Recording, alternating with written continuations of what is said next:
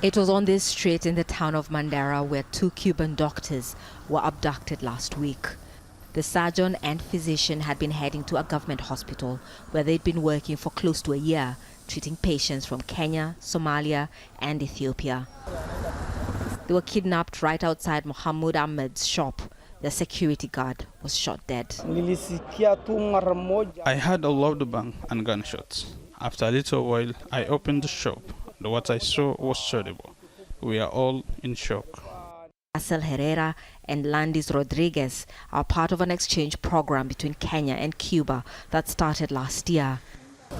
The doctors are being held in Somalia, and government forces from that country and Kenya are working with local elders from both sides of the border to try and secure their release. Security has been beefed up in Mandera. This checkpoint, for example, wasn't there before the abduction last Friday. Police are checking for proper documentation and just trying to make sure that those who are getting into town are not carrying anything that's harmful. There's a lot of concern here with people saying they want the government to act fast and make sure that the doctors get back safely.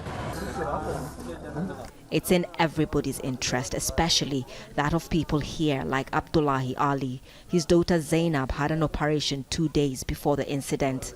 She died on Friday, something her family says might not have happened if her doctors had still been there.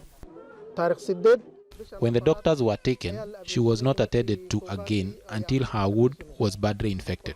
We are still waiting for answers from the hospital. The local health minister has told Al Jazeera that Zainab got proper medical care but died from a blood clot in an artery.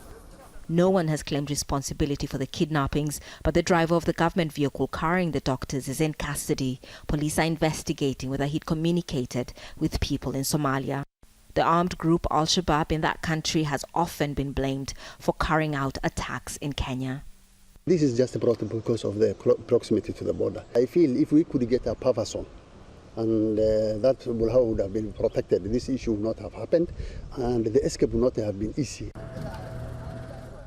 Mandera town hasn't been attacked in the last few years, but several other border areas further north have.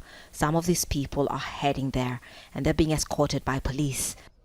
A sign of how dangerous many believe life is becoming in parts of this region. Catherine Soy, Al Jazeera, Mandera, northeastern Kenya.